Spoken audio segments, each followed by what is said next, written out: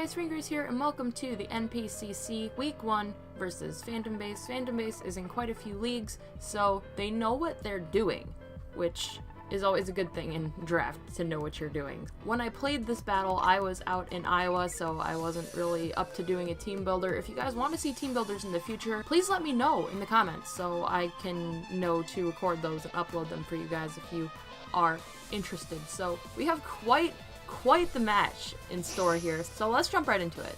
Alright, so Phantombass sends that challenge. He's going to lead off with his Flygon.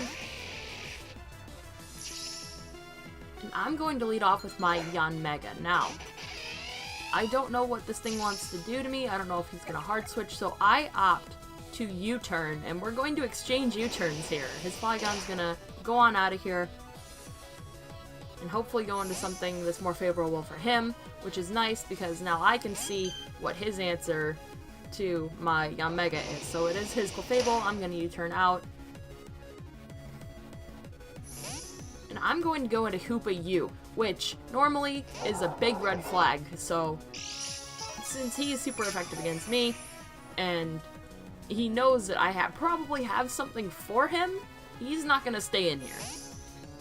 He's going to go into his Crustle. And his Crustle is going to take this Gunk Shot from my Hoopa. I believe I was either Choice Scarf or Expert Belt. I believe I was Expert Belt this week. So we're going to reveal lefties on the Crustle. Now, this is a Bug type. It could have a Bug type move for me, so I'm not going to stay in there. I'm going to go out into my Ditto to find out what kind of moves this thing has for me.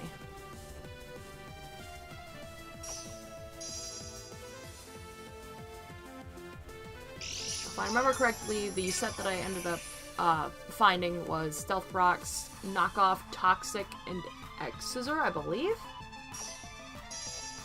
I'm going to get my own rocks off using his Crustle, and he's going to knock off my Choice Scarf, which is actually really going to help out here. So now I don't have to switch just because I'm scarfed into rocks. He wins the Speed tie, and he's going to Toxic, and then, oddly enough, I'm going to Toxic as well. We're just kind of playing the mirror game right now.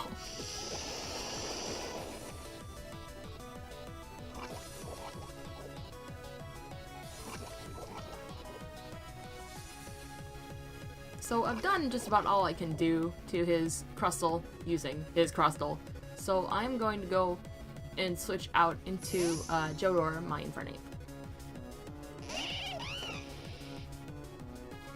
Gonna take some rocks damage, and he is going to switch out into his Clefable.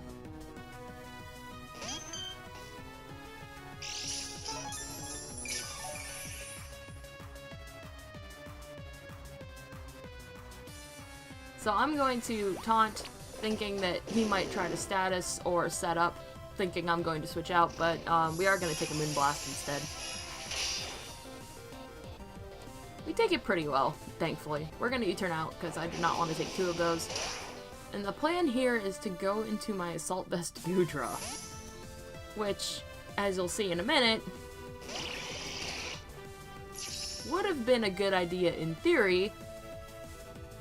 But after rocks, I get a crit, and yeah, so instead of taking 4 hits, I now take 2 or 3, which is super unfortunate.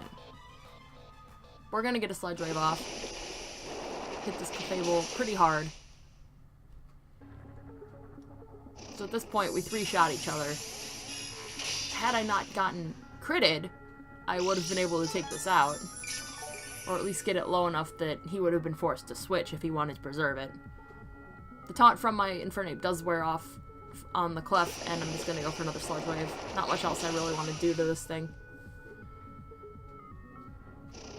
He's going to get that Moonblast, and we're going to lose Goodra, which is super unfortunate. That crit on it definitely mattered. Seems to be story of my life. It's like, oh, this can take a few hits. Oh, a crit? Oh, just kidding.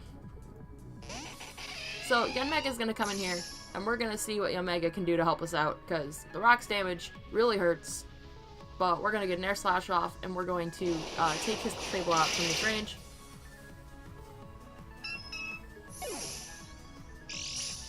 We're going to get our leftovers. And then we're going to get some speed boost action going, which is fantastic. So I'm pretty sure I outspeed most of his team now at this point.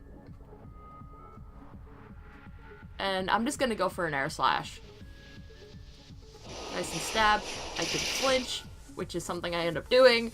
30% flinch. I don't know. The game is just like, oh, here, let's make up for that crit you got against you. That could probably change the game.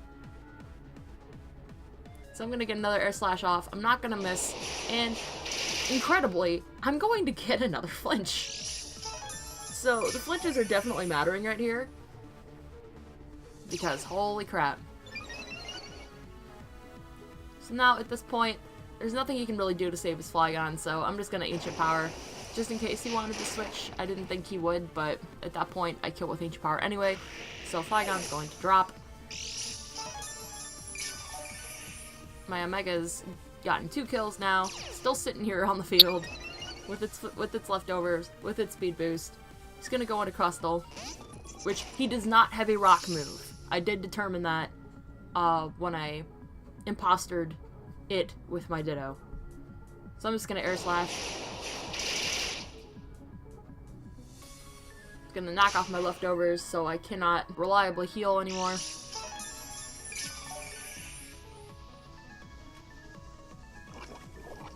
Toxic's gonna be taking its toll there on the Crustle. Gonna get another speed boost. Now I guaranteed outspeed everything on his team. And I'm gonna Ancient Power because I don't want to risk an air slash miss. I've hit enough air slashes, I've gotten enough flinches. I know I'm on track to miss an air slash, so I'm like, you know what? Ancient Power is the best move I can do here.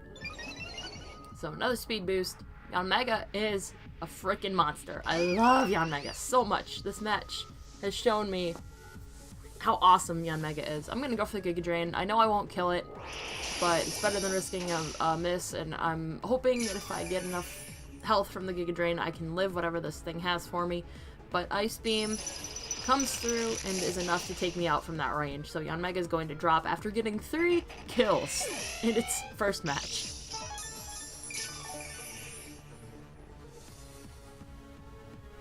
So now we're coming out into Mudamir. Hoop you.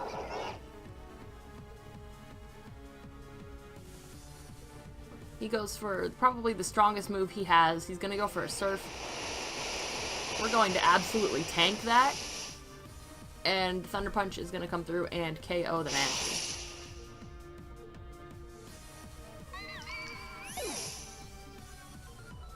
So he's going to go into his Kartana, which is going to take very minimal Stealth Rock damage. And is going to KO me with X Scissor.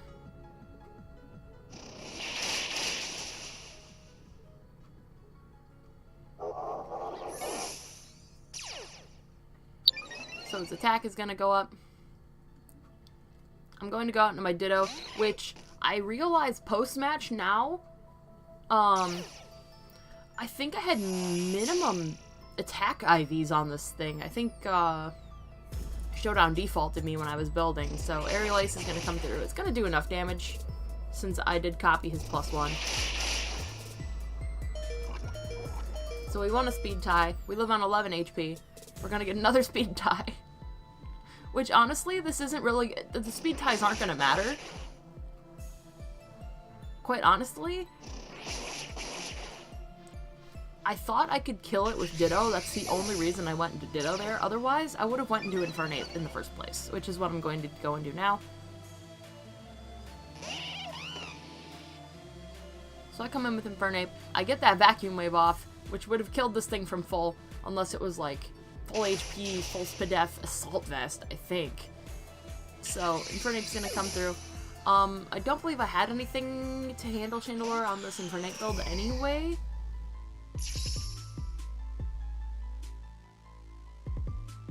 Yeah, he's Air Balloon. He's gonna outspeed me. With an Air Balloon. What did I do to my speed that he outsped me? Okay. Alright. So Infernape, gets knocked out. Now, this is down to the wire. 1v1. Energy ball comes through onto my Mammo. If he low rolls me, I live. And I live on 8 HP and get the knockoff to secure the win for the Chicago Shaymin-Sky during the first week of the NPCC. And this was an absolutely insane match. I should not have won this game. I am telling you right now, with the hacks that I had against me and for me, the hacks for me heavily outweighed that. Getting the speed ties, which, I mean, those didn't really matter in the end because Infernape just came in and killed regardless of how much damage the Kartana took from my Ditto, so that didn't really truly matter, but the flinches absolutely mattered. The low roll on the Mammo won the game for me, and that was just an absolutely insane match. If you guys don't know who Phantombass is, go and check them out. I'll leave their links in the description. If you guys enjoyed, don't forget to leave a like and hit that subscribe button for more NPCC content, and I will also be doing Wi-Fi battles in the future. Next week, we'll be taking on Jacques of the Dunfermline. Am I saying that right? I hope I am. But anyway, so thank you guys for checking this out. I'll see you guys later, but until then, remember, never fall from grace. Bye!